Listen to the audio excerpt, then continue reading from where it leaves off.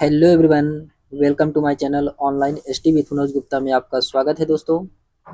जैसा कि हम लोग UP triple SC PET exam 2025 के लिए आज हम लोग सामान्य हिंदी को पढ़ने वाले हैं दोस्तों। आने वाले एग्जाम पेट के लिए बहुत ही इम्पोर्टेंट है सामान्य हिंदी। तो सबसे पहले हम लोग इसमें ध्वनि एवं हिंदी वर्णमाला व वर्ण क्रम को पढ़ेंगे। इससे भी जितने भी क्वेश्चन अभी तक पूछे गए हैं यूपी ट्रिपल एससी में, उन सभी क्वेश्चनों को हम लोग देखने वाले हैं। अगर आपको ये वीडियो पसंद आए तो चैनल को लाइक शेयर सब्सक्राइब अवश्य करिएगा दोस्तों। तो चलिए हम लोग देखते हैं। इसमें क्वेश्चन नंबर पहला दिया गया है कि निम्नलिखित में से अंतस्थ व्यंजन कौन से हैं। तो आपको इसमें अंतः व्यंजन बताना है, अंतस्थ व्यंजन बताना है क्वेश्चन नंबर फर्स्ट में। तो अंतस्थ व्यंजन कौन से होते हैं दोस्तों? यार लावा, ये जो कि क्या है, अंतस्थ व्यंजन है। ऑप्शन नंबर का फर्स्ट वाला राइट आंसर होगा। ऑप्शन नंबर का फर्स्ट वाला राइट आंसर होगा। अंतस्थ व्यंजन कौन से होते हैं? या र लावा, ये अंतस्थ व्यंजन होते हैं। फिर उसके बाद आता है दोस्तों, इसके एक्सप्लेनेशन दिया गया है कि अंतस्थ व्यंजन या र लावा ये क्या है, अंतस्थ व्यंजन है। फिर उसके बाद आता है क्वेश्चन नंबर सेकंड है कि किस व्यंजन के उच्चारण में जीवा यानी कि तालुका से नहीं टकराती है। ये किस व्यंजन के उच्चारण में नहीं टकराती है? क्वेश्चन नंबर सेकंड का इसमें राइट आंसर क्या होगा दोस्तों? तो इसका राइट आंसर दोस्तों घ घ ऑप्शन नंबर का डी वाला राइट आंसर दोस्तों, घ इसका राइट आंसर होगा। फिर उसके बाद आता है, इसके एक्सप्लेनेशन दिया गया है कि अंतः जो कि घ व्यंजन के उच्चारण में जीवा तालुका से नहीं टकराती है। घ जो कि व्यंजन के वर्ण का उच्चारण स्थान कंठ होता है। तो घ कहाँ से बोला जाता है? तो ये कंठ से बोला जाता है। फिर उसके बाद क्वेश्चन नंबर थर्ड है कि निम्नलिखित में से किस विकल्प में अनुनासिक का प्रयोग किया गया है। तो अनुनासिक शब्द का प्रयोग किस विकल्प में किया गया है? क्वेश्चन नंबर थर्ड का इसमें राइट आंसर क्या होगा? तो अनुनासिक का प्रयोग ये चांद और सांस में किया गया है। चांद और सांस में किया गया है। ऑप्शन नंबर का डी वाला राइट आंसर होगा दोस्तों। ऑप्शन नंबर का डी वाला राइट आंसर होगा। इसके एक्सप्लेनेशन दिया गया है कि जिन वर्णों का उच्चारण मुख और नासिक दोनों से किया जाता है वे अनुनासिक कहलाते हैं। अनुनासिक वर्णों के ऊपर चंद्र बिंदु लगाकर लिखा जाता है। इसमें जैसे आप देख सकते हैं, चांद के ऊपर चंदा बिंदी लगा गया है, सांस के ऊपर भी चंदा बिंदी लगा है, आध के ऊपर भी लगा है और ऊंट के ऊपर भी लगा है। ये क्या है? ये सभी अनुनासिक शब्द हैं। फिर उसके बाद आता है दोस्तों, क्वेश्चन नंबर 4 है कि होस्ट वर्ड किस विकल्प में है। तो आपको बताना है होस्ट वर्ड ये किस विकल्प में है। क्वेश्चन नंबर 4 का इसमें राइट आंसर क्या होगा? तो होस्ट शब्द का प्रयोग ये प फ ब भ में किया जाता है। प फ ब भ में किया जाता है। ऑप्शन नंबर का सी वाला राइट आंसर होगा दोस्तों। इसके एक्सप्लेनेशन दिया गया है कि जिन वर्णों का उच्चारण होस्ट अथवा होठ की मदद से किया जाता है उन्हें होस्ट वर्ड कहते हैं। जैसे प फ ब भ म उ, ये सभी क्या है? ये सभी होस्ट उच्चारण है।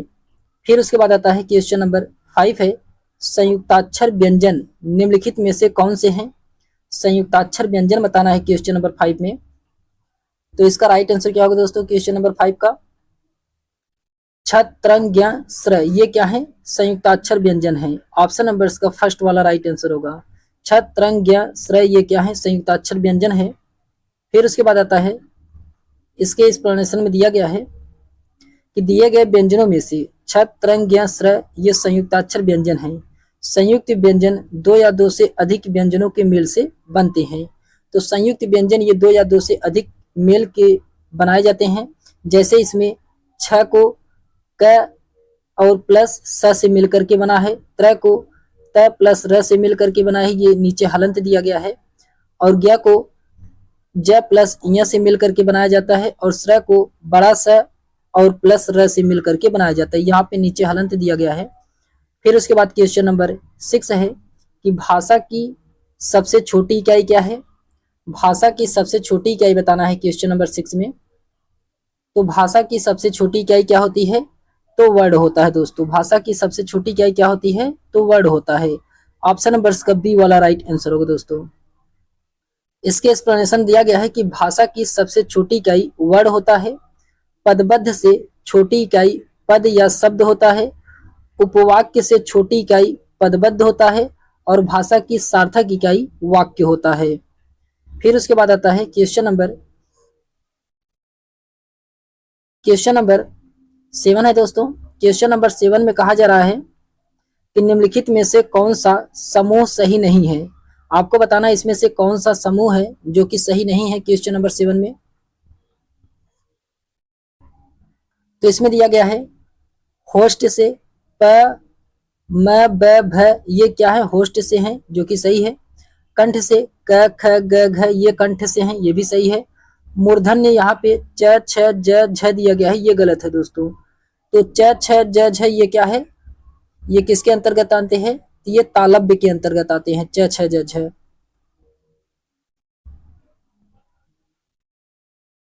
ऑप्शन नंबर का सी वाला यही इसमें क्या है, सही नहीं है दोस्तों। जबकि इसमें वर्तस्य के अंतर्गत न ल र स ये आते हैं। ऑप्शन नंबर का सी वाला राइट आंसर होगा। फिर उसके बाद आता है इसके एक्सप्लेनेशन दिया गया है कि दिए गए व्यंजनों मूर्धन्य यानी कि च छ ज झ ये सही नहीं है, क्योंकि ये व्यंजन समूह जो च छ ज झ है ये तालव्य वर्ग के अंतर्गत आते हैं। क्वेश्चन नंबर 8 है कि कंठ से उत्पन्न होने वाले वर्ड कौन से हैं। कंठ से उत्पन्न होने वाले वर्ड को बताना है क्वेश्चन नंबर 8 में। तो इसका राइट आंसर क्या होगा दोस्तों, कंठ से उत्पन्न होने वाले वर्ड ग और घ होते हैं, ग और घ हैं। ऑप्शन नंबर का बी वाला राइट आंसर होगा दोस्तों। इसके एक्सप्लेनेशन में दिया गया है कि वर्डों का उच्चारण स्थान कंठ होता है, जैसे क ख ग घ अंग ह, ये क्या है, ये कंठ से हैं। और तालव्य से क्या होता है, च छ ज झ य य स, ये क्या है, तालव्य से हैं। फिर मूर्धन्य से क्या है, ट ठ ड ढ आड़ ऋषि र और खटकोर वाला स, ये क्या है, मूर्धन्य से होते हैं। क्वेश्चन नंबर 9 है कि निम्नलिखित में से कौन से मूर्धन्य व्यंजन है। आपको इसमें बताना है कौन से मूर्धन्य व्यंजन है क्वेश्चन नंबर 9 में। तो मूर्धन्य व्यंजन के अंतर्गत दोस्तों ड और ढ आते हैं, ड और ढ आते हैं। ऑप्शन नंबर का बी वाला राइट आंसर होगा दोस्तों। फिर उसके बाद आता है क्वेश्चन नंबर, अच्छा इसके एक्सप्लेनेशन दिया गया है कि मूर्धन्य व्यंजन ड ढ है। मूर्धन्य ऐसे व्यंजन होते हैं जो जीवा द्वारा वर्तस्य कटक और कठोर तालुका के बीच उच्चारित होते हैं। इनमें ट ठ ड ढ आड़ ढ तथा स ये और आड़ा ये क्या है, ये मूर्धन्य व्यंजन है। क्वेश्चन नंबर 10 है, दी गई तालिका को अशुद्ध मेल कौन सा, इसमें आपको बताना है कौन सा अशुद्ध मेल है क्वेश्चन नंबर 10 में। तो इसमें दिया गया है दोस्तों जो ध है ये सघोष और महाप्राण और ओष्ठ दिया गया है, ये क्या है, इसमें अशुद्ध है। ऑप्शन नंबर का सी वाला राइट आंसर होगा दोस्तों। ऑप्शन नंबर का सी वाला राइट आंसर होगा। इसके एक्सप्लेनेशन दिया गया है, इसमें अशुद्ध मेल ध जो है, ध ये वर्ड का उच्चारण स्थान होस्ट न होकर के ये दंत है, क्या है, तो ध ये क्या है, दंत से होता है। फिर उसके बाद क्वेश्चन नंबर 11 है। क्वेश्चन नंबर 11 में कहा जा रहा है कि जब स्वरों के उच्चारण में ध्वनि मुख के साथ साथ नासिका द्वारा से भी निकलती है, उस अनुनासिकता को प्रकट करने के लिए निम्नलिखित में से किसका प्रयोग किया जाता है। ये किसका प्रयोग किया जाता है क्वेश्चन नंबर 11 का, इसमें राइट आंसर क्या होगा दोस्तों, ये किसका प्रयोग किया जाता है, तो ये चंद्र बिंदु का प्रयोग किया जाता है, चंद्र बिंदु का प्रयोग किया जाता है। ऑप्शन नंबर का डी वाला राइट आंसर होगा दोस्तों। इसके एक्सप्लेनेशन दिया गया है कि जब स्वरों के उच्चारण में ध्वनि मुख के साथ साथ नासिका द्वारा भी निकलती है, तो उस अनुनासिकता को प्रकट करने के लिए निम्नलिखित में से चंद्र बिंदु का प्रयोग किया जाता है। चंद्र बिंदु का प्रयोग मतलब ये चंद्र बिंदु का प्रयोग किया जाता है। फिर उसके बाद आता है नेक्स्ट चैप्टर है विराम चिन्ह। विराम चिन्ह ये जो कि वेरी वेरी इंपॉर्टेंट है, यहाँ से क्वेश्चन बनते हैं दोस्तों। क्वेश्चन नंबर इसमें 12 दिया गया है कि कोष्टक में दिए गए चिन्ह यानी कि ये जो चिन्ह है ये किस नाम से जाना जाता है, जो ये चिन्ह दिया गया है ये किस नाम से जाना जाता है। ये अर्ध विराम के नाम से जाना जाता है। चिन्ह को पहचानना बहुत ही आवश्यक होता है दोस्तों। ये अर्ध विराम होता है। ऑप्शन नंबर इसका डी वाला राइट आंसर होगा दोस्तों। ऑप्शन नंबर इसका डी वाला राइट आंसर होगा। इसके एक्सप्लेनेशन दिया गया है। ये जो चिन्ह है ये अर्ध विराम चिन्ह है। इसमें उदाहरण चिन्ह ये वाला है, आप देख सकते हैं, और अल्प विराम चिन्ह ये वाला है, अल्प विराम चिन्ह, और निर्देशित चिन्ह ये वाला निर्देशित चिन्ह है। फिर उसके बाद आता है क्वेश्चन नंबर 13 है। क्वेश्चन नंबर 13 में कहा जा रहा है कि किसके द्वारा कहे गए कथन को मूल रूप से लिखने के लिए कौन सा विराम चिन्ह प्रयुक्त होगा। तो कौन सा विराम चिन्ह प्रयोग किया जाएगा। क्वेश्चन नंबर 13 का इसमें राइट आंसर क्या होगा। ये उद्धरण चिन्ह ऑप्शन नंबर इसका सी वाला राइट आंसर होगा। उद्धरण चिन्ह इसका राइट आंसर होगा। इसके एक्सप्लेनेशन दिया गया है कि किसी के द्वारा कहे गए कथन को मूल रूप से लिखने के लिए दो उद्धरण चिन्ह का प्रयोग किया जाता है। इकहरा, इसे इकहरा कहा जाता है। ये जो चिन्ह है इसे इकहरा कहा जाता है, और ये वाला जो चिन्ह है इसे दोहरा कहा जाता है। इसमें पहला दिया गया कि पुस्तक डैश करके, समाचार पत्र ये भी डैश करके, लेखक का उपनाम ये भी डैश पे है। फिर उसके बाद लेखक के शीर्षक इत्यादि उद्धृत करते इस इकहरे चिन्ह यानी कि उदाहरण का प्रयोग किया जाता है। जैसे प्रदीप, प्रदीप में आप देख सकते हैं यहाँ पे दो चिन्ह लगाया गया है। एक हिंदी दैनिक पत्र है, दूसरा है कि महत्वपूर्ण कथन ये डैश करके किया गया है। कहावत ये भी है। सिंध आदि को उद्धृत करने में दोहरे चिन्ह का प्रयोग किया जाता है।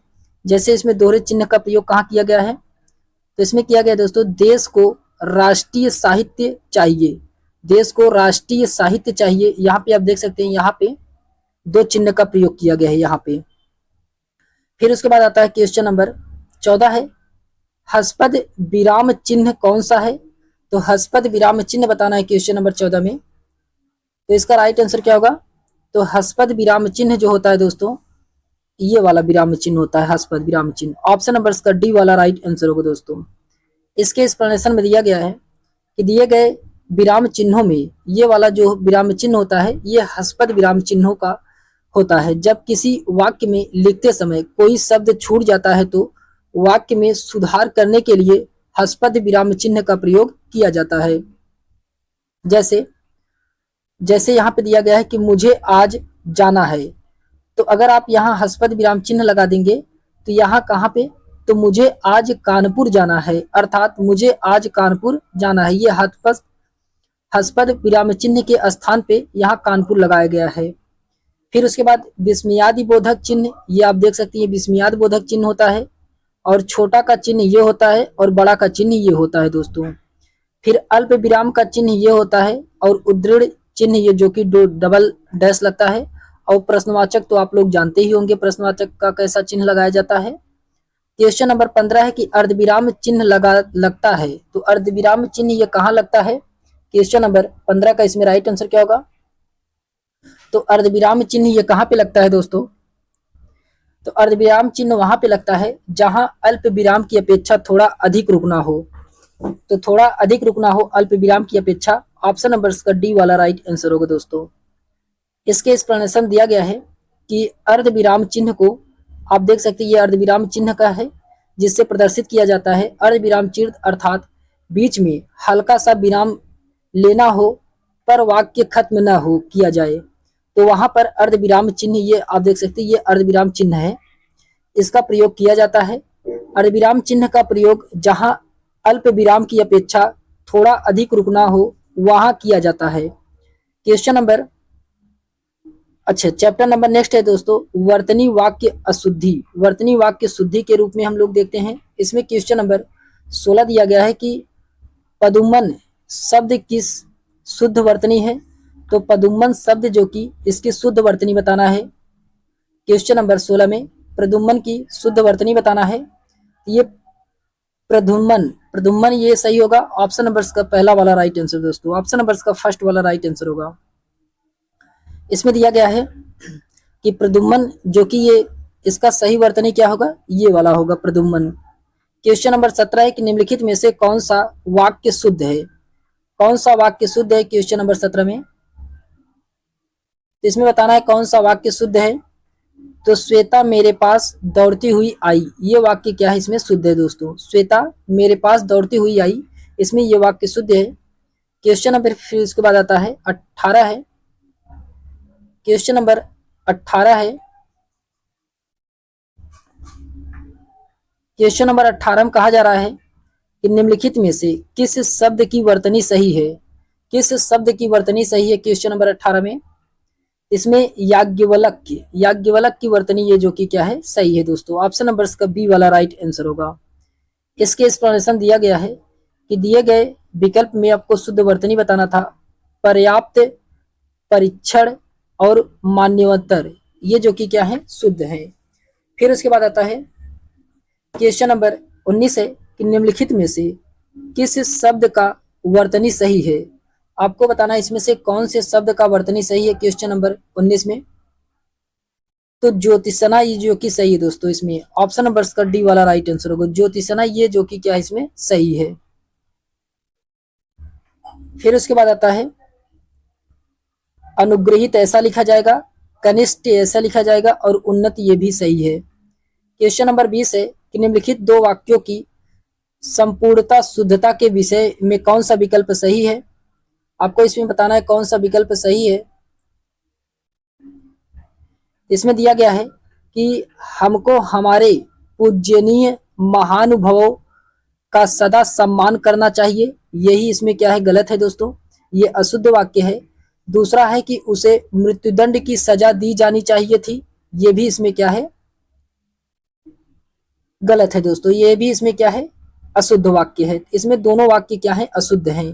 तो ऑप्शन नंबर इसका बी वाला राइट आंसर होगा। इसमें दोनों वाक्य क्या है अशुद्ध हैं।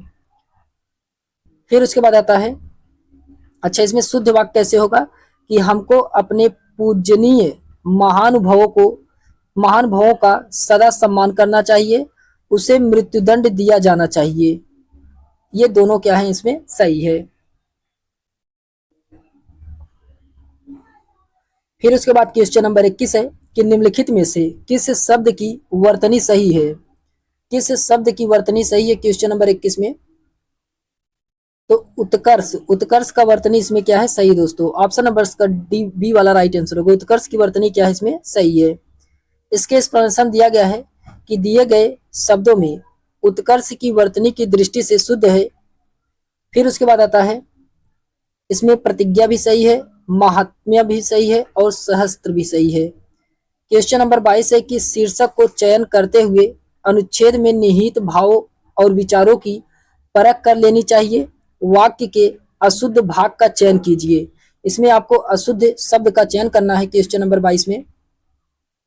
तो इसमें अशुद्ध शब्द का चयन करना है क्वेश्चन नंबर 22 में। तो शीर्षक को चयन, शीर्षक को चयन ये जो कि क्या इसमें अशुद्ध है। ऑप्शन नंबर का पहला वाला ही राइट आंसर दोस्तों, ये क्या इसमें अशुद्ध है। इसके एक्सप्लेनेशन दिया गया है कि शीर्षक को चयन करते समय अनुच्छेद में निहित भाव और विचारों की परख कर लेनी चाहिए। भाग शीर्षकों के चयन में त्रुटि है। यहाँ शीर्षक को चयन के स्थान पर शीर्षक का चयन होना चाहिए। यहाँ शीर्षक को चयन जो लिखा है यहाँ पे का चयन होना चाहिए। शुद्ध वाक्य होगा शीर्षक का चयन करते समय। फिर उसके बाद आता है क्वेश्चन नंबर 23 है कि निम्नलिखित में से कौन सा वाक्य अशुद्ध है। आपको बताना है इसमें से कौन सा वाक्य अशुद्ध है। क्वेश्चन नंबर 23 में अशुद्ध वाक्य बताना है। तो कितना सुंदर चरित्र है यह है, ये जो कि क्या इसमें अशुद्ध है दोस्तों। ऑप्शन नंबर का बी वाला राइट आंसर होगा। ये क्या इसमें अशुद्ध है। इसके एक्सप्लेनेशन दिया गया है कि दिए गए वाक्यों में कितना सुंदर चरित्र है यह अशुद्ध वाक्य है। इसका शुद्ध रूप होगा यह कितना सुंदर चरित्र है, ये क्या है इसका शुद्ध रूप होगा दोस्तों। क्वेश्चन नंबर 24 है कि निम्नलिखित वाक्य के शुद्ध रूप का चयन कीजिए। आपको इसमें शुद्ध रूप का चयन करना है क्वेश्चन नंबर 24 में। इसका राइट आंसर क्या होगा।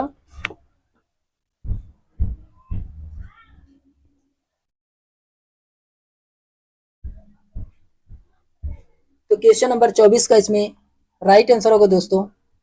इसका राइट आंसर होगा कि वन में प्रातः काल का दृश्य बहुत ही सुहावना होता है, ये क्या है शुद्ध है। ऑप्शन नंबर का बी वाला राइट आंसर होगा। फिर उसके बाद आता है इसके एक्सप्लेनेशन दिया गया है कि दिए गए वाक्यों में वन में प्रातः काल का दृश्य बहुत सुहावना ही होता है। वाक्य शुद्ध है। फिर उसके बाद आता है क्वेश्चन नंबर 25 है कि निम्नलिखित में से कौन सी वर्तनी शुद्ध है। आपको इसमें बताना है कौन सी वर्तनी शुद्ध है क्वेश्चन नंबर 25 में।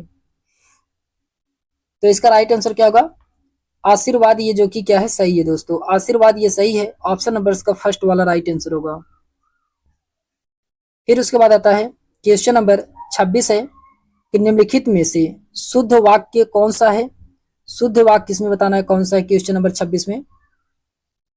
शुद्ध वाक्य बताना है क्वेश्चन नंबर 26 में।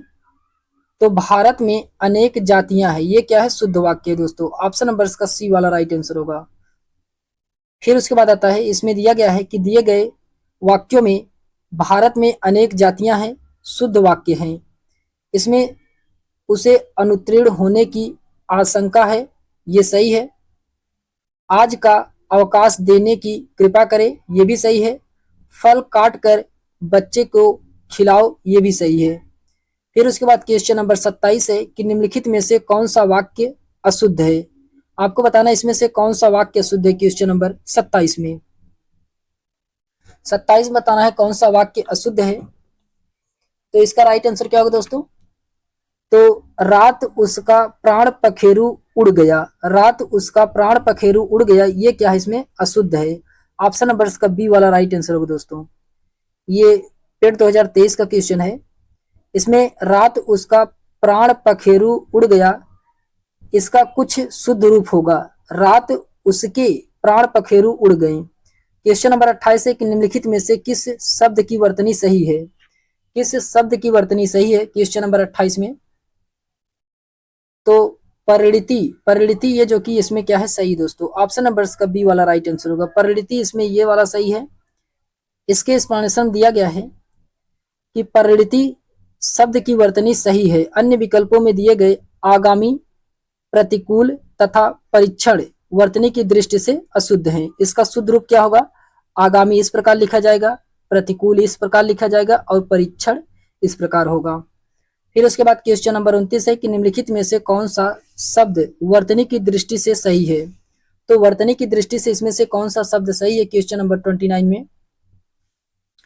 तो आभूषण, आभूषण ये जो कि क्या है, सही है वर्तनी की दृष्टि से। ऑप्शन नंबर इसका सी वाला राइट आंसर दोस्तों, आभूषण। आभूषण शब्द वर्तनी की दृष्टि से सही है, जबकि अंकुरित, आर्थिक और आदरणीय वर्तनी की दृष्टि से त्रुटिपूर्ण है। इनका सही क्रम क्या होगा? अंकुरित इस प्रकार होगा, आर्थिक इस प्रकार होगा और आदरणीय ये सही होगा। फिर उसके बाद आता है दोस्तों क्वेश्चन नंबर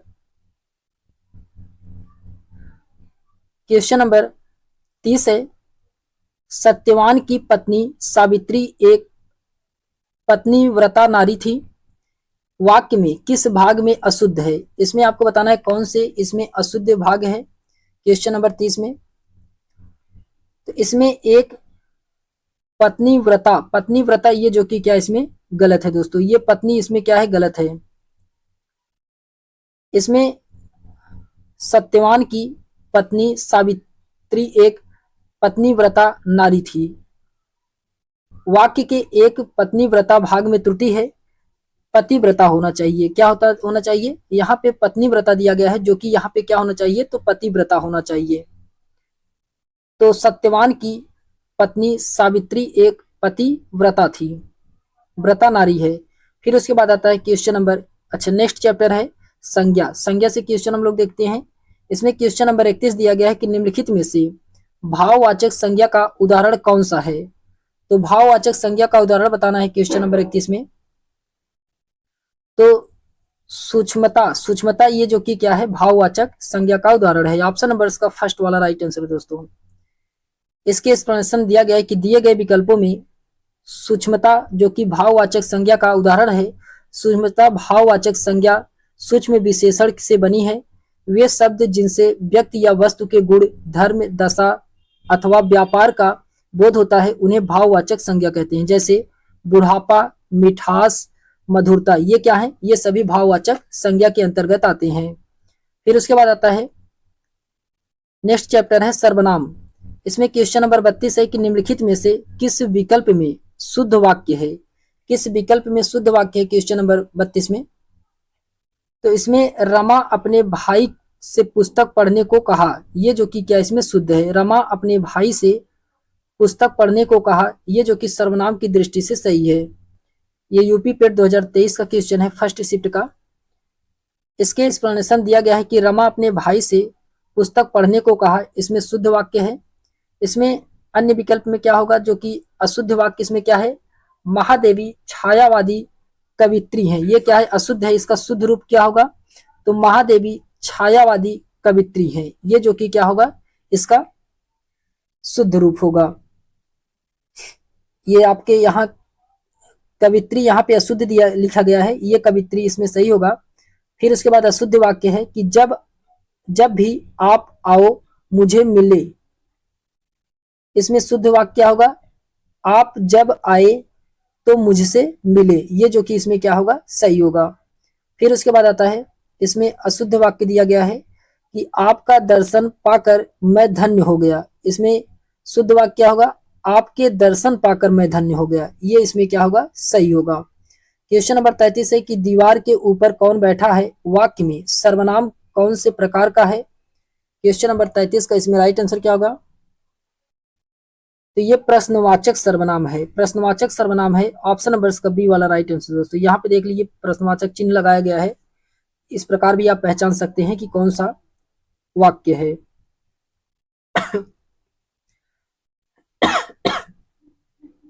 तो प्रश्नवाचक है ऑप्शन नंबर का बी वाला राइट आंसर दोस्तों। दीवार के ऊपर कौन बैठा है, वाक्य में प्रश्नवाचक सर्वनाम होता है। सर्वनाम वह विकारी शब्द है जो संज्ञा के स्थान पर प्रयुक्त होता है। हिंदी भाषा में कुल 11 प्रकार के सर्वनामों की चर्चा की गई है। इसमें मैं, तुम, आप, यह, वह, जो, सो, कोई, कुछ, कौन, क्या, ये सभी क्या है, सर्वनाम के प्रकार हैं। फिर उसके बाद आता है क्वेश्चन नंबर, अच्छा इसके एक्सप्लेनेशन में और दिया गया है, इसमें सर्वनाम के कुल 6 भेद होते हैं। तो हिंदी में सर्वनाम के कितने भेद हैं, 6 भेद हैं। पहला पुरुषवाचक सर्वनाम, दूसरा निजवाचक सर्वनाम, तीसरा निश्चयवाचक सर्वनाम और चौथा अनिश्चयवाचक सर्वनाम, पांचवा संबंधवाचक सर्वनाम और छठवां प्रश्नवाचक सर्वनाम। तो सर्वनाम में कुल 6 भेद होते हैं। फिर उसके बाद आता है दोस्तों, नेक्स्ट चैप्टर है विशेषण। विशेषण से हम लोग देखते हैं क्वेश्चन। विशेषण में क्वेश्चन नंबर 34 दिया गया इसमें कि बिना जल्दी चली आ, बिना जल्दी चली आ, इसमें विधेयक विस्तारण है। तो बिना जल्दी चली आ में विधेयक विस्तारण कौन सा है, क्वेश्चन नंबर 34 का इसमें राइट आंसर क्या होगा, तो जल्दी। जल्दी ये क्या है, ये विधेय विस्तारण है। ऑप्शन नंबर का सी वाला राइट आंसर होगा। इसमें बिना जल्दी चली आ में विधेय विस्तारण जल्दी है। क्वेश्चन नंबर 35 है कि रेखांकित उपवाक्य के भेद लिखिए। इसमें एक ऐसा पत्र लिखो जिसमें विद्यालय की सभी समस्याओं का उल्लेख हो। एक ऐसा पत्र लिखो जिसमें विद्यालय की सभी समस्याओं का उल्लेख हो। इसमें जो रेखांकित वाक्य दिया गया है उसी पे आपको बताना है कौन सा उपवाक्य है। क्वेश्चन नंबर 35 का इसमें राइट आंसर क्या होगा, इसमें विशेषण उपवाक्य है। कौन सा है, विशेषण उपवाक्य है। ऑप्शन नंबर का डी वाला राइट आंसर होगा दोस्तों। इसके एक्सप्लेनेशन दिया गया है कि एक ऐसा पत्र लिखो जिसमें विद्यालय के सभी समस्याओं का उल्लेख हो। रेखांकित उपवाक्य इसमें भेद के विशेषण उपवाक्य हैं। उपवाक्य किसी क्रिया की विशेषता बताते हैं जिन्हें हम लोग क्रिया विशेषण उपवाक्य कहते हैं। रेखांकित पदबद्ध के प्रकार बताइए, जैसे कि उस जैसा जिंदा दिल इंसान मिलना कठिन है। इसमें कौन सा पदबद्ध है, तो उस जैसा जिंदा दिल इंसान मिलना कठिन है। आपको इसमें पदबद्ध बताना है क्वेश्चन नंबर 36 में। तो इसका राइट आंसर होगा विशेषण पदबद्ध है। इसमें क्या है, विशेषण पदबद्ध है। ऑप्शन नंबर का बी वाला राइट आंसर होगा। इसके एक्सप्लेनेशन दिया गया है कि जो पदबद्ध संज्ञा या सर्वनाम के विशेषण के रूप में प्रयुक्त होते हैं उन्हें विशेषण पदबद्ध कहा जाता है। विशेषण पदबद्ध में एक पदबद्ध शीर्ष पदबद्ध स्थित होता है तथा शेष पदबद्ध विशेषण प्रविशेषण बन करके प्रयुक्त होते हैं। इसमें जो रेखांकित पदबद्ध थे वे विशेषण पदबद्ध थे। फिर उसके बाद नेक्स्ट चैप्टर है क्रिया। क्रिया से हम लोग देखते हैं क्वेश्चन। क्रिया में क्वेश्चन नंबर 37 है कि यह किस क्रिया के उदाहरण है। पहला है कि सुरेश ने फल खरीदे, दूसरा है कि राम ने रावण को मारा। ये किस क्रिया का उदाहरण है? क्वेश्चन नंबर 37 का इसमें राइट आंसर क्या होगा? यह दोस्तों सकर्मक क्रिया का उदाहरण है। किसका है? सकर्मक क्रिया का उदाहरण है। ऑप्शन नंबर का डी वाला राइट आंसर होगा। इसके एक्सप्लेनेशन दिया गया है कि सकर्मक क्रिया के उदाहरण है। सकर्मक क्रिया किसे कहते हैं? तो वाक्य में जिस क्रिया के प्रयोग में कर्म की प्रधानता होती है उसे सकर्मक क्रिया कहते हैं। तो वाक्य में जिस क्रिया के प्रयोग में कर्म की प्रधानता होती है उसे सकर्मक क्रिया कहा जाता है। जैसे सुरेश ने फल खरीदे, राम ने रावण को मारा। फिर उसके बाद क्वेश्चन नंबर 38 है कि निम्नलिखित में से नाम धातु क्रिया का प्रयोग किस विकल्प में है? तो नाम धातु क्रिया का प्रयोग किस विकल्प में है? क्वेश्चन नंबर 38 के इसमें राइट आंसर क्या होगा? तो इसका राइट आंसर होगा दोस्तों, उसने मेरी सारी संपत्ति हथिया ली। उसने मेरी सारी संपत्ति हथिया ली, ये क्या है? नाम धातु क्रिया है। ऑप्शन नंबर का बी वाला राइट आंसर होगा। इसके एक्सप्लेनेशन दिया गया है कि उसने मेरी सारी संपत्ति हथिया ली। इस वाक्य में नाम धातु क्रिया का प्रयोग किया गया है। संज्ञा या विशेषण से बनने वाली धातु क्रिया को नाम धातु क्रिया कहते हैं। जैसे हाथ, हाथ मतलब हथिया लेना, ताल मतलब तलियाना, गरम मतलब गरमाना। ये क्या है? नाम धातु क्रिया है।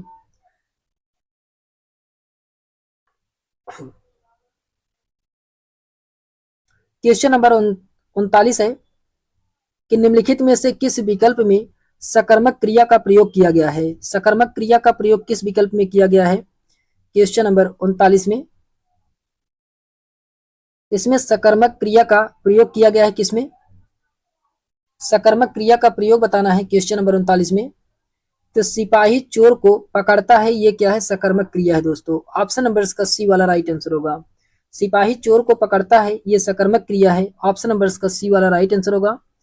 इसके एक्सप्लेनेशन दिया गया है कि दिए गए वाक्य सिपाही चोर को पकड़ता है में सकर्मक क्रिया है। सकर्मक क्रिया उसे कहते हैं जिसका कर्म हो या उसके साथ कर्म की संभावना हो, अर्थात जिस क्रिया के व्यापार का संचालन तो कर्ता से हो पर जिसका फल या प्रभाव किसी दूसरे व्यक्ति या वस्तु अर्थात कर्म पर पड़े।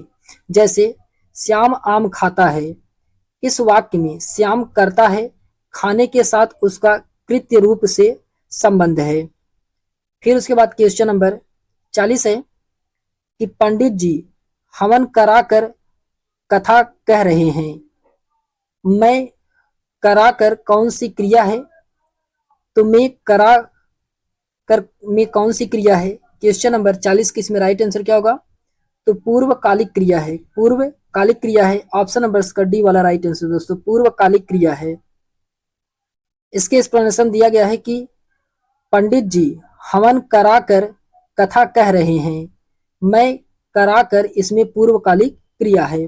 पूर्वकालिक क्रिया किसे कहते हैं? जब कर्ता एक क्रिया समाप्त कर उसी क्षण दूसरी क्रिया में प्रवृत्त होता है तब पहली क्रिया पूर्वकालिक क्रिया कहलाती है। जैसे उसने नहाकर भोजन किया, इसमें नहाकर पूर्वकालिक क्रिया हो गई क्योंकि इससे नहाने की क्रिया की समाप्ति के साथ ही भोजन करने की क्रिया का बोध होता है। फिर उसके बाद क्वेश्चन नंबर 41 है कि नाम धातु क्रिया का प्रयोग किस वाक्य में किया गया है?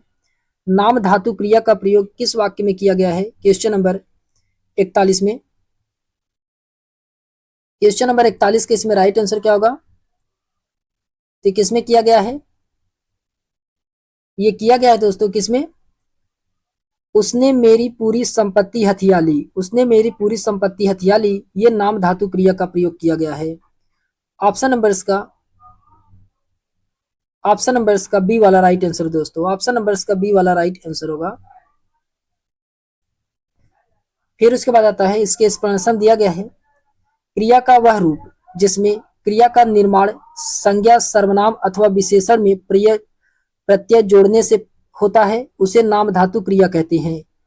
उसने मेरी पूरी संपत्ति हथिया ली वाक्य में नाम धातु क्रिया का प्रयोग किया गया है। क्वेश्चन नंबर 42 है कि जिस क्रिया से सूचित होने वाला व्यापार कर्ता करे और उसका फल कर्ता पर ही पड़े उसे किस क्रिया कहते हैं, उसे कौन सी क्रिया कहते हैं। क्वेश्चन नंबर 42 का इसमें राइट आंसर क्या होगा, उसके कौन सी क्रिया कहते हैं, उसको अकर्मक कहते हैं, अकर्मक कहते हैं। ऑप्शन नंबर का बी वाला राइट आंसर होगा, अकर्मक कहा जाता है। इसके एक्सप्लेनेशन दिया गया है कि जिस क्रिया से सूचित होने वाला व्यापार कर्ता करे और उसका फल कर्ता पर ही पड़े उसे अकर्मक क्रिया कहते हैं। क्वेश्चन नंबर 43 है कि आज हमारी बारी है में आज कौन सा पद है, तो आज इसमें बताना है कौन सा पद है। क्वेश्चन नंबर 43 में तो आज जो कि ये क्रिया विशेषण है, आज क्या है, ये क्रिया विशेषण है। ऑप्शन नंबर का फर्स्ट वाला राइट आंसर होगा दोस्तों।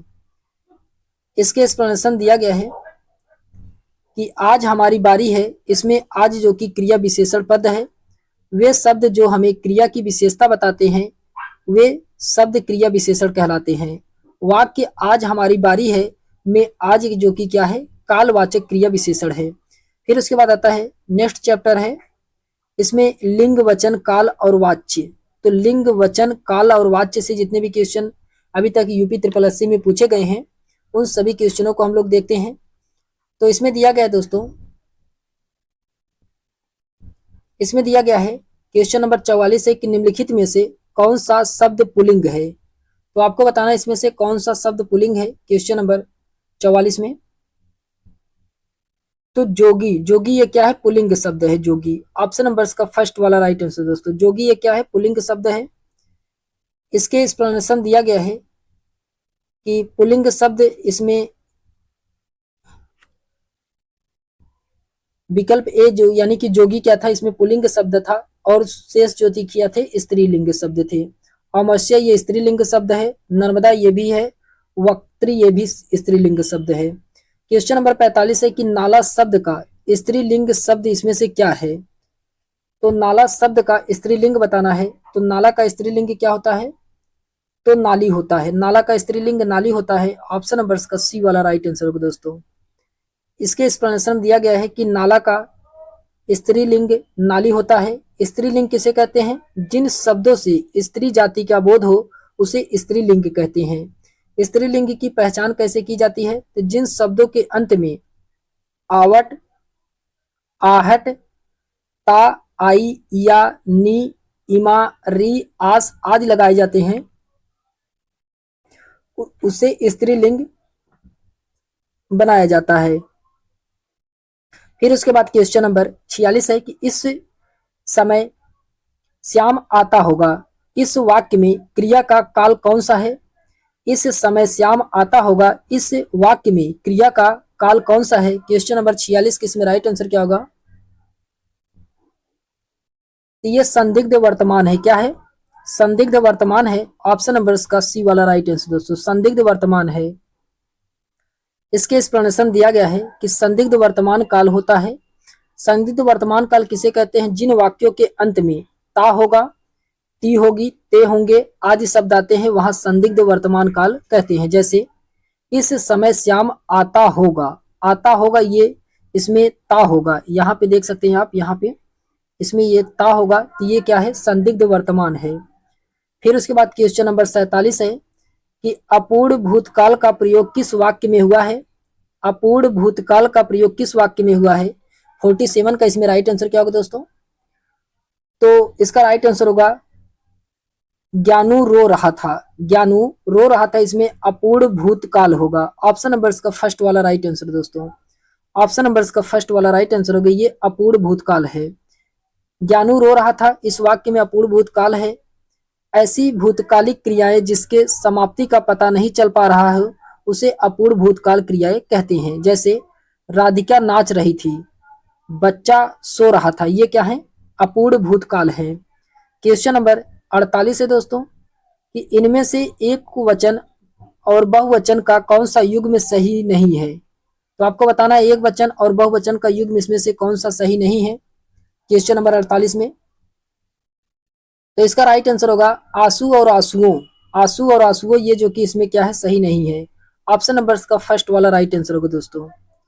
इसके एक्सप्लेनेशन दिया गया है कि आंसू और आंसुओं, इसमें एक वचन और बहुवचन जो कि सही नहीं है। इसमें आंसू शब्द ऐसे प्रयोग किया जाता है और इसका जो कि ये बहुवचन में होता है, एक वचन में नहीं होता है। फिर उसके बाद आता है क्वेश्चन नंबर 49 है कि मनगढ़ंत शिष्टता और घबराहट इन शब्दों की लिंग बताइए। तो मनगढ़ंत शिष्टता और घबराहट इन शब्दों के लिंग बताना है क्वेश्चन नंबर 49 में। इसका राइट आंसर क्या होगा? इसमें पुल्लिंग व स्त्रीलिंग दोनों, स्त्री और स्त्रीलिंग, तो पुल्लिंग व स्त्रीलिंग दोनों, स्त्री और स्त्रीलिंग इसमें होंगे। ऑप्शन नंबर इसका डी वाला राइट आंसर होगा दोस्तों। फिर उसके बाद आता है कि मनगढ़ंत शिष्टता और घबराहट तीनों शब्द क्रमशः पुल्लिंग है व स्त्रीलिंग दोनों है। फिर स्त्रीलिंग और स्त्रीलिंग है। फिर उसके बाद क्वेश्चन नंबर 50 है कि निम्नलिखित में से समिति शब्द का बहुवचन क्या होगा? समिति शब्द का बहुवचन बताना है क्वेश्चन नंबर 50 में। तो समिति शब्द का बहुवचन बताना है तो समितियां ये जो कि क्या है, बहुवचन है दोस्तों। ऑप्शन नंबर इसका फर्स्ट वाला राइट आंसर होगा। फिर उसके बाद आता है इसके एक्सप्लेनेशन दिया गया है कि दिए गए विकल्पों में समिति शब्द का बहुवचन समितियां होती हैं। क्वेश्चन नंबर 51 है कि संभव है कि कल हम सिनेमा देखने जाएंगे वाक्य में किस काल का व्यक्त हुआ है? तो किस काल का प्रयोग किया गया है क्वेश्चन नंबर 51 में? इसका राइट आंसर होगा संभाव्य भविष्य काल, संभाव्य भविष्यत काल। ऑप्शन नंबर इसका फर्स्ट वाला राइट आंसर होगा। ऑप्शन नंबर इसका फर्स्ट वाला राइट आंसर होगा। इसके एक्सप्लेनेशन दिया गया है कि दिया गया वाक्य संभव है कि कल हम सिनेमा देखने जाएंगे संभाव्य भविष्यत काल का उदाहरण है। संभाव्य भविष्य, जिससे भविष्य में किसी कार्य के होने की संभावना का बोध हो, उसे भविष्य संभाव्य भविष्य काल कहते हैं। जैसे संभव है सुरेश कल आएगा, इसमें क्या है, संभाव्य भविष्य काल है। फिर उसके बाद आता है क्वेश्चन नंबर 52 है कि निम्नलिखित में से किस विकल्प में सभी शब्द पुल्लिंग हैं? किस विकल्प में सभी शब्द पुल्लिंग है क्वेश्चन नंबर 52 में? तो कौवा खरगोश मंडल ये क्या है, पुल्लिंग है। कौवा खरगोश मंडल ये पुल्लिंग है। ऑप्शन नंबर इसका बी वाला राइट आंसर होगा दोस्तों। इसके एक्सप्लेनेशन दिया गया है कि कौवा खरगोश मंडल ये पुल्लिंग है। संज्ञा जिस रूप में व्यक्ति हुआ या वस्तु नारी या मादा जाति का बोध होता है उसे व्याकरण में लिंग कहते हैं। हिंदी में लिंग दो प्रकार के होते हैं, पुल्लिंग और स्त्रीलिंग। क्वेश्चन नंबर 53 है ठठेरा शब्द का स्त्रीलिंग में से क्या होगा? ठठेरा शब्द का स्त्रीलिंग निम्नलिखित में से क्या होगा? क्वेश्चन नंबर 53 का इसमें राइट आंसर क्या होगा? तो ठठेरा का ठठेरिन होगा। ऑप्शन नंबर इसका फर्स्ट वाला राइट आंसर दोस्तों। ठठेरिन होगा, ऑप्शन नंबर इसका फर्स्ट वाला राइट आंसर होगा। ठठेरा का स्त्रीलिंग ठठेरिन होगा। शब्द की जाति को लिंग कहते हैं। संज्ञा जिस रूप में स्त्री जाति का पता चलता है उसे स्त्रीलिंग कहते हैं। जैसे लड़की, शेरनी, हंसनी, घोड़ी, कुतिया इत्यादि ये सभी क्या है, ये स्त्रीलिंग हैं। क्वेश्चन नंबर 54 है कि तिथि शब्द का बहुवचन है। तिथि शब्द का बहुवचन क्या है क्वेश्चन नंबर 54 में? तो तिथियां। ऑप्शन नंबर इसका सी वाला राइट आंसर होगा। तिथि का बहुवचन शब्द तिथियां होती हैं। विकारी शब्द जिसके रूप से अधिक पदार्थों अथवा व्यक्तियों का बोध होता है उसे बहुवचन कहते हैं। जैसे नदियां, घोड़े, बच्चे इत्यादि। फिर उसके बाद आता है क्वेश्चन नंबर 55 है। क्वेश्चन नंबर 55 में कहा जा रहा है दोस्तों कि हम चूड़ियां पहन रहे हैं वाक्य में क्रिया किस काल की है? तो हम चूड़ियां पहन रहे हैं वाक्य में क्रिया किस काल की है? क्वेश्चन नंबर 55 का इसमें राइट आंसर क्या होगा? ये अपूर्ण वर्तमान काल है। क्या है? अपूर्ण वर्तमान काल है। ऑप्शन नंबर इसका बी वाला राइट आंसर दोस्तों। हम चूड़ियां पहन रहे हैं वाक्य की क्रिया अपूर्ण वर्तमान काल है। इसमें अपूर्ण वर्तमान काल किसे कहते हैं कि क्रिया के जिस रूप से कार्य के लगातार होने का पता चलता है उसे अपूर्ण वर्तमान काल कहते हैं, जैसे वह घर जा रहा है। क्वेश्चन नंबर 56 है, निम्नलिखित में से कौन सा शब्द पुल्लिंग है? कौन सा शब्द इसमें पुल्लिंग है क्वेश्चन नंबर 56 में? तो 56 का इसमें राइट आंसर क्या होगा? तो दंपत्ति। दंपत्ति ये क्या है? पुल्लिंग है। ऑप्शन नंबर इसका सी वाला राइट आंसर दोस्तों। दंपत्ति ये पुल्लिंग है। फिर उसके बाद आता है क्वेश्चन नंबर 57 है कि निम्नलिखित में से किस विकल्प में सभी शब्द पुल्लिंग हैं? तो सभी शब्द इसमें से कौन सा पुल्लिंग है? क्वेश्चन नंबर 57 का इसमें राइट आंसर क्या होगा?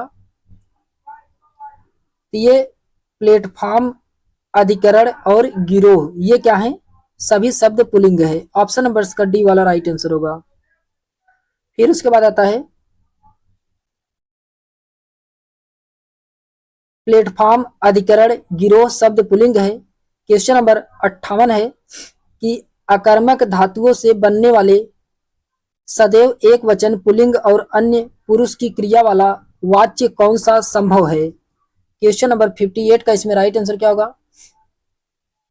इसे भाववाच्य कहते हैं। क्या कहते हैं? भाववाच्य कहते हैं। ऑप्शन नंबर इसका फर्स्ट वाला राइट आंसर दोस्तों, भाववाच्य कहते हैं।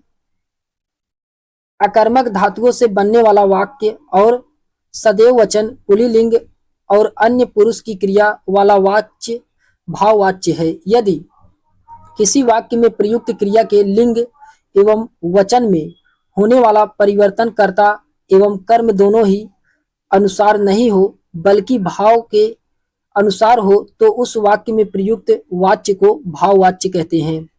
क्वेश्चन नंबर 59 है दोस्तों, यदि नेहा परिश्रम करती तो परीक्षा में अवश्य उत्तीर्ण हो जाती। यदि नेहा परिश्रम करती तो परीक्षा में अवश्य उत्तीर्ण हो जाती। क्रिया का काल कौन सा है? तो क्रिया का काल कौन सा है क्वेश्चन नंबर 59 में? इसमें हेतु हेतु मद भूतकाल है। हेतु हेतु मद भूतकाल है। ऑप्शन नंबर इसका फर्स्ट वाला राइट आंसर होगा दोस्तों। इसके एक्सप्लेनेशन दिया गया है कि यदि नेहा परिश्रम करती तो परीक्षा में अवश्य उत्तीर्ण हो जाती। इसमें हेतु हेतु मद भूतकाल है। जिन क्रियापदों में भूतकाल में कार्य होने की संकेत तो मिलता है परंतु किसी कारणवश कार्य नहीं हो पाया उसे हेतु हेतु मद भूतकाल कहते हैं। जैसे यदि मैं घर पर होता तो चोरी नहीं होती। ये क्या है? ये हेतु हेतु मद भूतकाल है। क्वेश्चन नंबर 60 है कि किसी विकल्प में पुल्लिंग का स्त्रीलिंग शब्द सही नहीं है। क्वेश्चन नंबर 60 का इसमें राइट आंसर क्या होगा?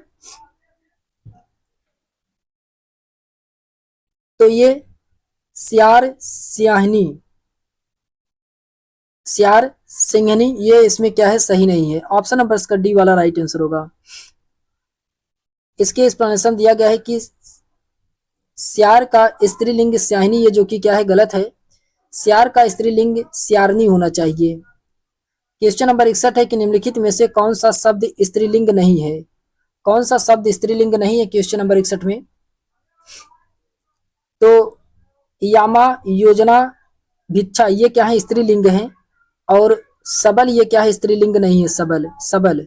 ऑप्शन नंबर इसका डी वाला राइट आंसर होगा। फिर उसके बाद आता है इसके एक्सप्लेनेशन दिया गया एक सबल जो कि शब्द स्त्रीलिंग नहीं है जबकि यामा, योजना तथा भिक्षा ये स्त्रीलिंग है। क्वेश्चन नंबर 62 है कि गतियां शब्द में कौन सा वचन है? तो गतियां शब्द में कौन सा वचन है क्वेश्चन नंबर 62 में? तो इसका राइट आंसर क्या होगा? बहुवचन है। बहुवचन है। ऑप्शन नंबर इसका बी वाला राइट आंसर होगा। बहुवचन है।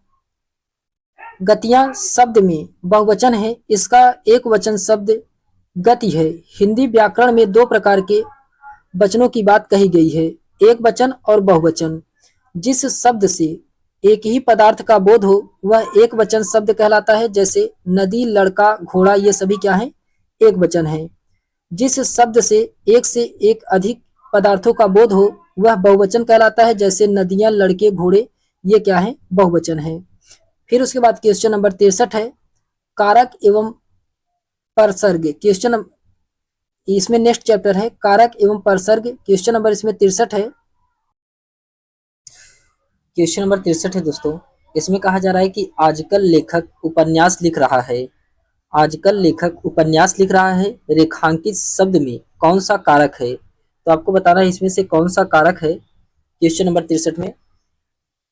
तो क्वेश्चन नंबर 63 का इसमें राइट आंसर है दोस्तों, इसमें कर्म कारक है। क्या है? कर्म कारक है। ऑप्शन नंबर इसका सी वाला राइट आंसर होगा। कर्म कारक इसका राइट आंसर होगा।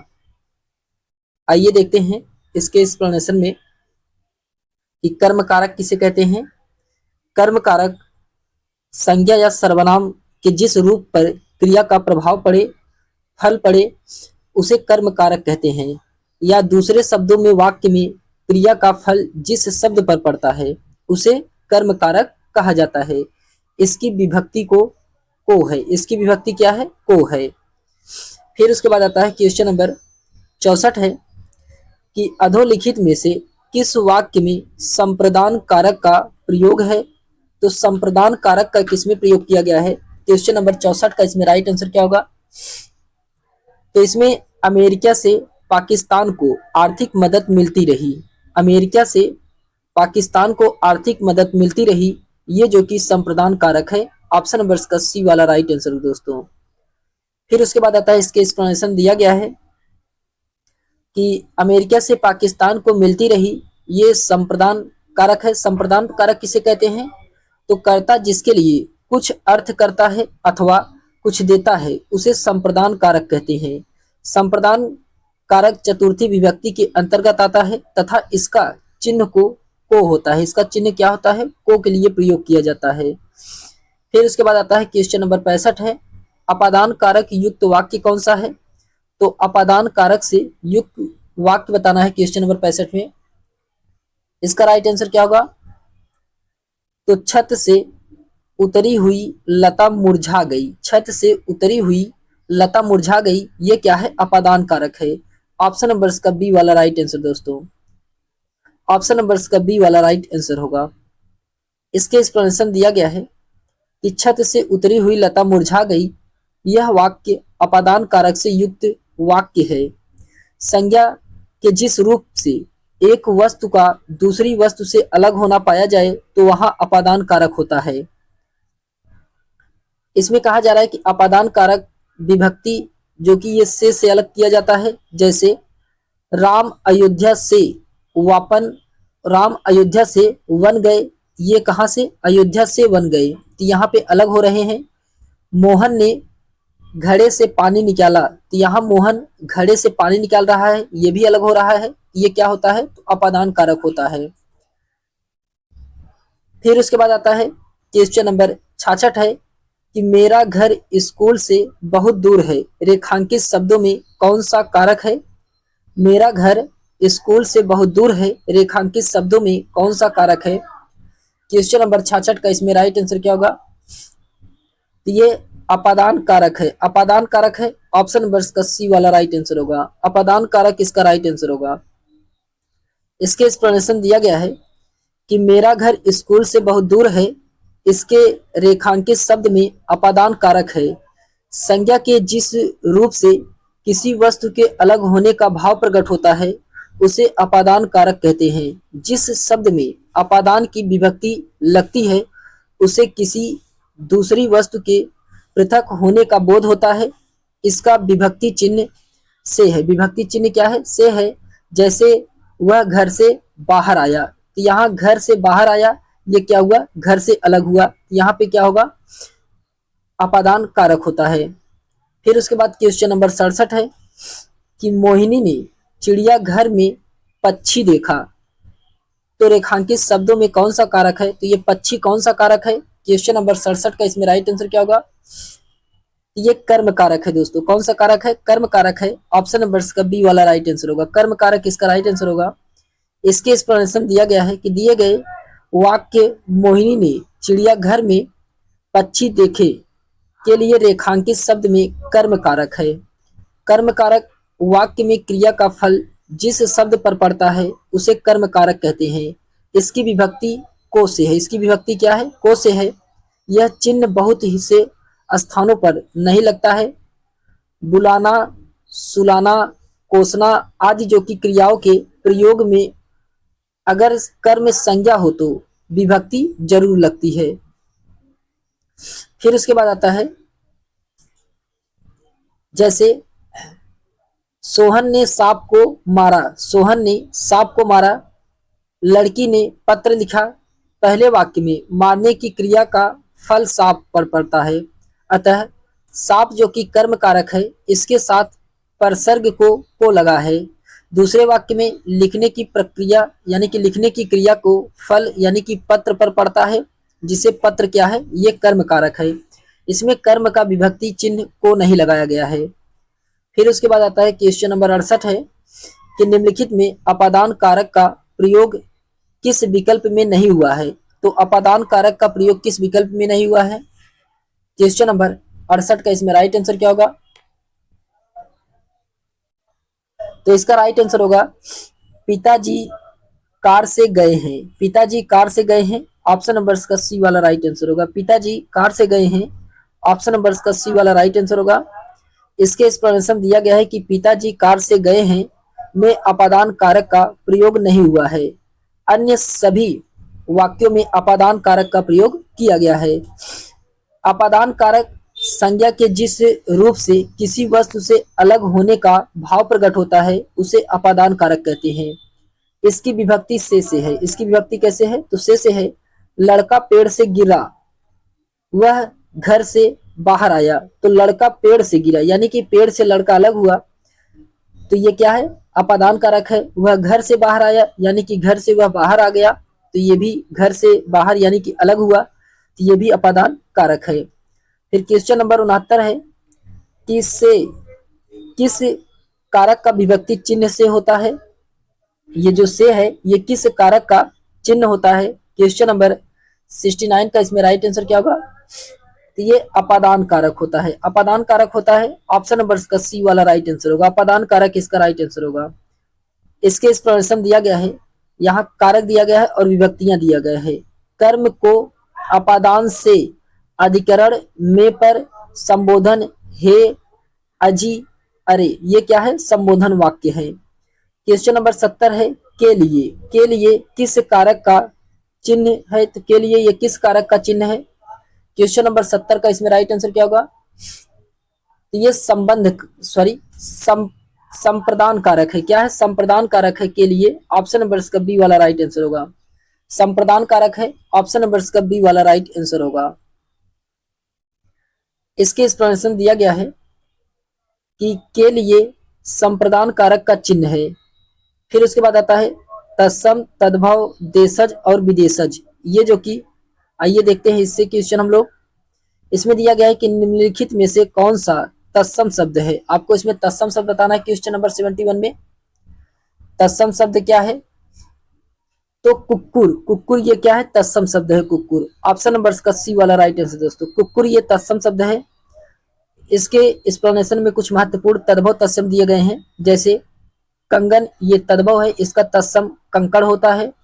कचहरी ये तद्भव है, इसका तत्सम कृतज्ञ होता है। कछुआ ये तद्भव है, इसका तत्सम कच्छप होता है। फिर उसके बाद आता है क्वेश्चन नंबर 72 है कि चाम का तत्सम रूप क्या हो? चाम का तत्सम रूप क्या है? क्वेश्चन नंबर 72 का राइट आंसर क्या होगा?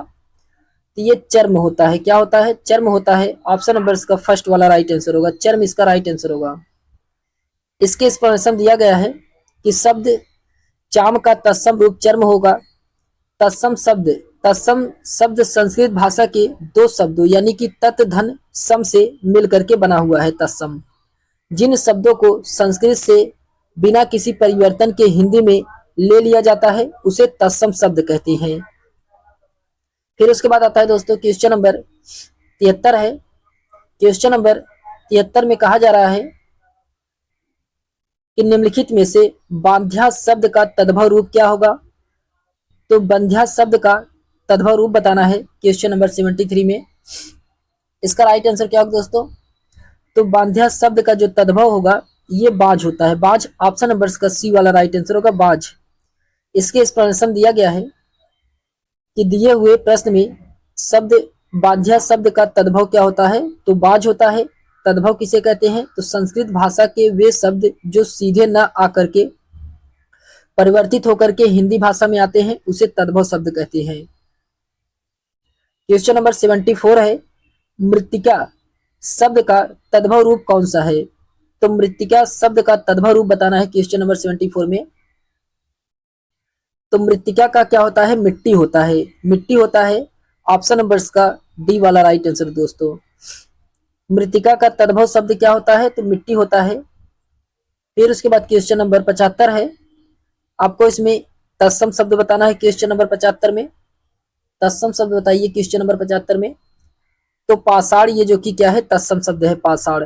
पाषाण ये तत्सम शब्द है। ऑप्शन नंबर का डी वाला राइट आंसर होगा। पाषाण तत्सम शब्द है। ऐसा शब्द जो बिना किसी परिवर्तन के संस्कृत से हिंदी में सम्मिलित कर लिए गए हैं उसे तत्सम शब्द कहते हैं। क्वेश्चन नंबर 76 है कि निम्नलिखित में से चिक्कड़ शब्द का तद्भव शब्द कौन सा है? तो चिक्कड़ शब्द का तद्भव शब्द बताना है क्वेश्चन नंबर 76 में। इसका राइट आंसर क्या होगा? चिकना। चिकना ऑप्शन नंबर का फर्स्ट वाला राइट आंसर होगा। चिकना इसका राइट आंसर होगा। चिक्कड़ शब्द का तत्सम शब्द है जो कि इसका तद्भव क्या होता है? चिकना होता है। क्वेश्चन नंबर 77 है, परिवा शब्द का तत्सम रूप क्या होगा? तो परिवा शब्द का तत्सम रूप बताना है क्वेश्चन नंबर 77 में। तो इसका राइट आंसर दोस्तों प्रतिपदा। प्रतिपदा ऑप्शन नंबर का सी वाला राइट आंसर होगा। प्रतिपदा इसका राइट आंसर होगा। परिवा शब्द का तत्सम रूप प्रतिपदा होता है। क्वेश्चन नंबर 78 है कि कौन सा शब्द तद्भव है? कौन सा शब्द तद्भव है क्वेश्चन नंबर 78 में? तो इसका राइट आंसर होगा दोस्तों खजूर। खजूर ये क्या है? तद्भव है। ऑप्शन नंबर का बी वाला राइट आंसर होगा, खजूर। इसके एक्सप्लेनेशन दिया गया है कि खजूर तद्भव शब्द है। इसका तत्सम शब्द खरजूर होता है। खरपर, रुक्ष तथा पल्लव शब्दों के तत्सम तद्भव शब्द कौन कौन से हैं? तो खरपर का खपड़ा होता है, रुक्ष का रूखा होता है और पल्लव का पल्ला होता है। क्वेश्चन नंबर 79 है, आपको इसमें तद्भव शब्द बताना है क्वेश्चन नंबर 79 में। 79 के इसमें राइट आंसर क्या होगा? तो तीरथ। तीरथ ऑप्शन नंबर का डी वाला राइट आंसर दोस्तों। तीरथ इसका राइट आंसर होगा। ये क्या है? तद्भव शब्द है तीरथ। इसमें कुछ महत्वपूर्ण तद्भव और तत्सम दिए गए हैं। ये जो कि थल ये तद्भव है, इसका तत्सम स्थल होता है। होली ये तद्भव है, इसका तत्सम होलिका होता है। सीख तद्भव है, इसका तत्सम शिक्षा होता है। तीरथ ये तद्भव है, इसका तत्सम तीरथ होता है। फिर क्वेश्चन नंबर 80 है कि निम्नलिखित में से कौन सा शब्द तत्सम है? कौन सा शब्द इसमें तत्सम है क्वेश्चन नंबर 80 में? इसका राइट आंसर क्या होगा? गृहिणी। गृहिणी ये क्या है? तत्सम है गृहिणी। ऑप्शन नंबर का बी वाला राइट आंसर होगा। गृहिणी इसका राइट आंसर होगा। तद्भव और तत्सम शब्द इसमें दिया गया है। तिनका। तिनका ये त्रिड़ा है। घरनी ये गृहिणी है। धरती ये धरित्री है और दाहिना ये दक्षिण है। फिर उसके बाद आता है क्वेश्चन नंबर 81 है, आपको इसमें तगड़ा शब्द का तद्भव कौन सा है? तगड़ा का तद्भव शब्द बताना है क्वेश्चन नंबर 81 में। क्वेश्चन नंबर 81 का इसमें राइट आंसर क्या होगा? तालाब। तालाब होता है। ऑप्शन नंबर का सी वाला राइट आंसर होगा दोस्तों। तालाब इसका राइट आंसर होगा। इसमें कुछ महत्वपूर्ण तत्सम और तद्भव दिए गए हैं। त्रिड़ा का तत्सम तद्भव क्या होगा? तिनका होता है। तिच्छड़। तिच्छड़ ये तत्सम है, इसका तद्भव तीखा होता है। तड़ागा। तड़ाग। तड़ाग का तत्सम है जो कि इसका तद्भव क्या होगा? तालाब होता है। और तुंद जो कि ये तत्सम है, इसका तद्भव क्या होता है? तोद होता है। फिर उसके बाद क्वेश्चन नंबर 82 है कि किस विकल्प में सभी शब्द तद्भव हैं? किस विकल्प में सभी शब्द तद्भव हैं क्वेश्चन नंबर 82 में? तो ये छकड़ा, काजल, खेत। ऑप्शन नंबर का डी वाला राइट आंसर होगा। छकड़ा, काजल, खेत ये क्या है? सभी शब्द क्या है? तद्भव है। फिर उसके बाद आता है, इसके एक्सप्लेनेशन दिया गया है कि छकड़ा, काजल, खेत सभी शब्द तद्भव हैं। इनका तत्सम क्या होगा? सकट होता है, कज्जल होता है और क्षेत्र होता है। क्वेश्चन नंबर 83 है कि तत्सम शब्द कौन सा है? क्वेश्चन नंबर 83 में तत्सम शब्द बताना है क्वेश्चन नंबर 83 में। तो कृपा। कृपा ये क्या है? तत्सम शब्द है। ऑप्शन नंबर का फर्स्ट वाला राइट आंसर होगा, कृपा। इसके एक्सप्लेनेशन दिया गया है कि कृपा, कृपा ये तद्भव है, इसका तत्सम कृपा होता है। झरना ये तद्भव है, इसका तत्सम निर्झर होता है। मकड़ी ये तद्भव है, इसका तत्सम मरकीट होता है। कटहल ये तद्भव है, इसका तत्सम कंठफल होता है। क्वेश्चन नंबर 84 है कि निम्नलिखित में सलाका का तद्भव रूप कौन सा है? सलाका का तद्भव रूप बताना है क्वेश्चन नंबर 84 में। इसका राइट आंसर क्या होगा? तो सलाका का तद्भव रूप क्या होता है? सलाई होता है। सलाई ऑप्शन नंबर इसका फर्स्ट वाला राइट आंसर होगा। फिर उसके बाद आता है क्वेश्चन नंबर 85 है। आपको इसमें बताना है कौन सा तत्सम और तद्भव का युग्म इसमें सही नहीं है। तो सही नहीं है कौन सा इसमें क्वेश्चन नंबर 85 में? तो इसमें पौत्र पुत्र दिया गया है, ये गलत है दोस्तों। पौत्र पुत्र दिया गया है, ऑप्शन नंबर इसका पहला वाला ही क्या है इसमें गलत है। इसके एक्सप्लेनेशन दिया गया है पौत्र पुत्र, ये जो कि तत्सम और तद्भव की दृष्टि से सही नहीं है। इसका पौत्र का पोता होता है, पौत्र पोता होता है। क्वेश्चन नंबर 86 है कि निम्नलिखित में से किस समूह के सभी शब्द तत्सम हैं? तो सभी शब्द तत्सम है किस समूह के? क्वेश्चन नंबर 86 में। तो इसका राइट आंसर क्या होगा? 86 क्या? तो मयूर, महिष, ज्येष्ठ ये क्या है? तत्सम है। ऑप्शन नंबर इसका बी वाला राइट आंसर होगा। इसके एक्सप्लेनेशन दिया गया है कि समूह यानी कि मयूर, महिष, ज्येष्ठ सभी शब्द तत्सम है जिनके तद्भव रूप क्रमशः मोर होता है मयूर का, भैंस होता है महिष का, और ज्येष्ठ का क्या होता है? जेठ होता है। तत्सम शब्द संस्कृत भाषा के शब्द तत् धन सम से मिल करके बना है, जिसका अर्थ होता है कि ज्यों का त्यों, अर्थात संस्कृत के समान। अतः वे शब्द जिन्हें हम संस्कृत से बिना किसी बदलाव के ज्यों का त्यों उपयोग में लाते हैं तत्सम शब्द कहलाते हैं, तथा संस्कृत के वे शब्द जिनमें थोड़ा सा बदलाव करके हिंदी में उपयोग लाया जाता है वे तद्भव कहलाते हैं। फिर उसके बाद आता है क्वेश्चन नंबर 87 है कि तद्भव शब्द बताना है। क्वेश्चन नंबर 87 में तद्भव शब्द क्या है? 87 क्या? तो किया, किया ये क्या है? तद्भव शब्द है किया। ऑप्शन नंबर इसका फर्स्ट वाला राइट आंसर होगा। किया ये क्या है? तद्भव शब्द है। फिर उसके बाद आता है इसके एक्सप्लेनेशन दिया गया है कि किया जो कि तद्भव शब्द है जिसका तत्सम शब्द क्रिया होता है। इसमें अग्नि, आम्र तथा चंचू ये तत्सम शब्द हैं और इसके तद्भव क्या होगा? अग्नि का आग होता है, आम्र का आम होता है और चंचू का चोच होता है। फिर उसके बाद आता है नेक्स्ट चैप्टर है शब्द भंडारण शब्दार्थ है। तो चलिए हम लोग देखते हैं शब्द भंडारण से, शब्द भंडारण शब्दार्थ से क्वेश्चन। इसमें क्वेश्चन नंबर 88 है कि विकारी शब्द के प्रकार होते हैं। तो विकारी शब्द के कितने प्रकार होते हैं? तो क्वेश्चन नंबर फर्स्ट का इसमें राइट आंसर दोस्तों 4 प्रकार के होते हैं। कितने? 4 प्रकार के होते हैं। ऑप्शन नंबर इसका पहला वाला राइट आंसर होगा। इसके एक्सप्लेनेशन दिया गया है कि शब्दों को जब वाक्यों में प्रयोग किया जाता है तो उन वाक्यों में जब लिंग, कारक, वचन आदि के अनुसार परिवर्तन होता है तो ऐसे शब्दों को विकारी शब्द कहा जाता है। जैसे लड़का पढ़ता है, लड़की पढ़ती है। यहाँ लड़का शब्द जो कि लिंग है वचन एवं कारक के अनुसार परिवर्तित हो रहा है, यह विकारी शब्दों के अंतर्गत आएगा। विकारी शब्द 4 प्रकार के होते हैं। पहला सर्वनाम, दूसरा पहला संज्ञा, दूसरा सर्वनाम, तीसरा क्रिया और चौथा विशेषण। ये 4 प्रकार के विकारी शब्द होते हैं। फिर question number chapter number next है उपसर्ग प्रत्यय। तो उपसर्ग प्रत्यय में क्वेश्चन नंबर 89 दिया गया है। राख नहार शब्द में निम्नलिखित में से कौन से प्रकार के प्रत्यय है? तो इसमें बताना है कौन से प्रकार का प्रत्यय है राख नहार में। क्वेश्चन नंबर 89 का इसमें राइट आंसर दोस्तों कृदंत प्रत्यय है। कौन सा है? कृदंत प्रत्यय है। ऑप्शन नंबर इसका बी वाला राइट आंसर होगा। कृदंत प्रत्यय इसका राइट आंसर होगा। इसके एक्सप्लेनेशन दिया गया है कि राख नहार में कृदंत प्रत्यय का प्रयोग किया गया है। कृदंत प्रत्यय उसे कहते हैं क्रिया या धातु के अंतर्गत, क्रिया या धातु के अंत में लगते हैं तथा इनसे बने शब्दों का कृदंत कहते हैं। फिर उसके बाद क्वेश्चन नंबर 90 है कि निम्नलिखित में नी उपसर्ग का प्रयोग किस शब्द में हुआ है। तो नी उपसर्ग का प्रयोग ये किस शब्द में हुआ है। क्वेश्चन नंबर 90 का इसमें राइट आंसर दोस्तों निगम में प्रयोग किया गया है।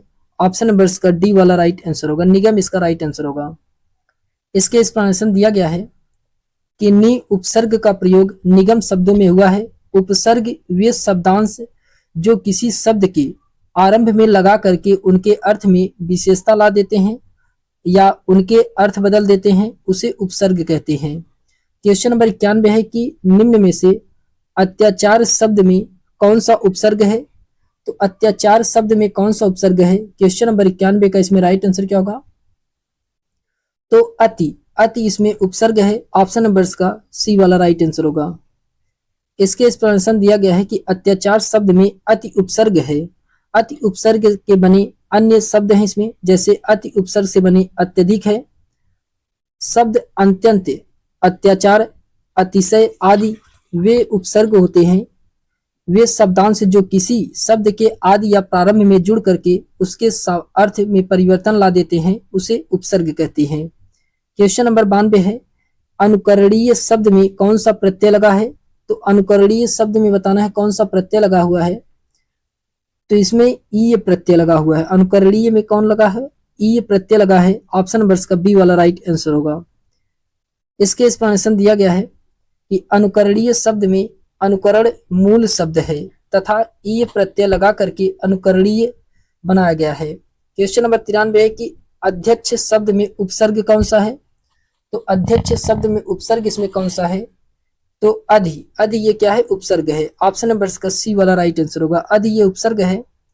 फिर उसके बाद आता है कि अध्यक्ष शब्द में अधि उपसर्ग है। उपसर्ग उस शब्दांश या अवयव को कहते हैं जो किसी शब्द के पहले आकर उसका विशेष अर्थ प्रकट करता है। जैसे राजा शब्द में अधि उपसर्ग लगाने से अधिराज शब्द बनता है। अधि उपसर्ग बनने वाले अन्य शब्द इसमें अधिकरण, अधिकार, अध्यात्म, अधिपति, ये सभी क्या हैं, ये सभी अधि उपसर्ग से बने हुए शब्द हैं। फिर उसके बाद आता है क्वेश्चन नंबर 94 है दयालु शब्द में कौन सा प्रत्यय है। दयालु शब्द में कौन सा प्रत्यय है क्वेश्चन नंबर 94 में। तो इसका राइट आंसर होगा दोस्तों आलू ये क्या है, ये दयालु का प्रत्यय है। ऑप्शन नंबर का फर्स्ट वाला राइट आंसर होगा।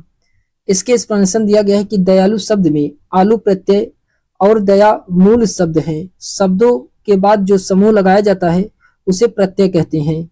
मूलतः प्रत्यय दो प्रकार के होते हैं। पहला कृत प्रत्यय क्रिया या धातु के अंत में प्रयुक्त होने वाले प्रत्ययों को कृत प्रत्यय कहते हैं और उनके मेल से बने शब्दों को कृदंत कहते हैं। ये प्रत्यय क्रिया या धातु को नया रूप देता है, इससे संज्ञा और विशेषण बनते हैं। फिर उसके बाद आता है जैसे होना शब्द में हार प्रत्यय लगाने से होनहार शब्द बनता है। दूसरा है तदित प्रत्यय, संज्ञा सर्वनाम और विशेषण के अंत में लगने वाले प्रत्यय को तदित प्रत्यय कहते हैं और उनके मेल से बने शब्द को तदांत कहा जाता है। जैसे मानव शब्द में ता प्रत्यय लगाने से मानवता शब्द बनता है। क्वेश्चन नंबर 95 है कि समझौता शब्द में कौन सा प्रत्यय लगा है। तो समझौता शब्द में कौन सा प्रत्यय लगा हुआ है। क्वेश्चन नंबर 95 का इसमें राइट आंसर क्या होगा। तो अवता लगा हुआ है। ऑप्शन नंबर इसका फर्स्ट वाला राइट आंसर होगा दोस्तों। फिर उसके बाद आता है इसके एक्सप्लेनेशन दिया गया है कि दिए गए शब्द समझौता में अवता प्रत्यय लगा है जो शब्दांश किसी शब्द के बाद लगाकर उसके अर्थ को बदल देते हैं और नए अर्थ का बोध कराते हैं, उसे प्रत्यय कहते हैं। हिंदी में प्रत्यय दो प्रकार के होते हैं, कृत प्रत्यय और तदित प्रत्यय। क्वेश्चन नंबर 96 है बात तुजुर्बा शब्द में कौन सा उपसर्ग है। तो बात तुजुर्बा शब्द में कौन सा उपसर्ग है। क्वेश्चन नंबर 96 का इसमें राइट आंसर क्या होगा। इसमें बा जो कि क्या है, ये उपसर्ग है बा। ऑप्शन नंबर का डी वाला राइट आंसर होगा। बात तुजुर्बा शब्द में बा उपसर्ग है। उपसर्ग किसे कहते हैं। उपसर्ग उस शब्दांश या अवयव को कहते हैं जो किसी शब्द के पहले आकर उसका विशेष अर्थ प्रकट करता है, उसे क्या कहते हैं, उपसर्ग कहते हैं। जैसे इज्जत में बा उपसर्ग लगाने से बाइज्जत होता है। इसमें बा उपसर्ग लगाने से अन्य शब्द बाकायदा, बादाब और बामौका ये सभी शब्द बनते हैं। क्वेश्चन नंबर 97 है, शब्दों के आदि में जुड़कर शब्दों के अर्थ में विशेषता लाने वाले शब्दांश क्या कहलाते हैं? ये क्या कहलाते हैं? ये कहलाता है दोस्तों उपसर्ग कहलाता है। उपसर्ग ऑप्शन नंबर का डी वाला राइट आंसर होगा, उपसर्ग कहलाता है। इसके एक्सप्लेनेशन दिया गया है कि शब्दों के आदि में जुड़कर शब्दों के अर्थ में विशेषता लाने वाले शब्दांश उपसर्ग कहलाते हैं। जैसे आ, अनु, अप, वी आदि हिंदी के उपसर्ग है। उपसर्ग शब्द दो से शब्दों से मिल करके बना होता है। उपधन सर्ग, उदाहरण में जैसे प्रधन आहार बराबर प्रहार, आधन हार बराबर आहार। क्वेश्चन नंबर 98 है कि रोजाना शब्द में कौन सा प्रत्यय लगाया गया है? तो रोजाना शब्द में कौन सा प्रत्यय लगाया गया है? इसमें आना प्रत्यय लगाया गया है। क्या आना लगाया गया है? ऑप्शन नंबर का सी वाला राइट आंसर होगा। इसके एक्सप्लेनेशन दिया गया है कि रोजाना शब्द में आना प्रत्यय लगाया गया है वे शब्दांश जो किसी शब्द के अंत में जुड़कर उसके अर्थ में विशिष्टता ला देते हैं उसे प्रत्यय कहते हैं। जैसे इसमें प्रत्यय दिया गया है और शब्द दिया गया है। आना प्रत्यय लगाने पे लहराना होगा, मर्दाना होगा, जुर्माना होगा। फिर उसके बाद आता है क्वेश्चन नंबर 99 है, प्रतिरूप में कौन सा उपसर्ग है? प्रतिरूप में कौन सा उपसर्ग है क्वेश्चन नंबर 99 में? तो इसका राइट आंसर दोस्तों प्रति। प्रति ये क्या है? ये जो कि प्रतिरूप में उपसर्ग है। ऑप्शन नंबर का फर्स्ट वाला राइट आंसर होगा। इसके एक्सप्लेनेशन दिया गया है कि प्रतिरूप में प्रति उपसर्ग है वे शब्दांश जो किसी शब्द के आदि में जुड़कर उसके अर्थ में विशिष्टता ला देते हैं उपसर्ग कहते हैं। इसमें प्रत्यय और शब्दांश दिया गया है। प्रति में प्रतिरूप, प्रत्येक, प्रत्युत्तर, प्रतिपल ये सभी क्या है? ये शब्दांश है। फिर उसके बाद आता है दोस्तों विलोम शब्द। विलोम शब्द क्वेश्चन नंबर 100 से हम लोग नेक्स्ट वीडियो में देखेंगे। तो आज के लिए बस इतना ही। अगर आपको ये वीडियो पसंद आए दोस्तों तो चैनल को लाइक, शेयर, सब्सक्राइब अवश्य करिएगा। तो मिलते हैं हम लोग एक नेक्स्ट वीडियो में विलोम शब्द से क्वेश्चन को लेकर के। तो अभी के लिए बस इतना ही। तभी सभी दोस्तों को बहुत बहुत धन्यवाद।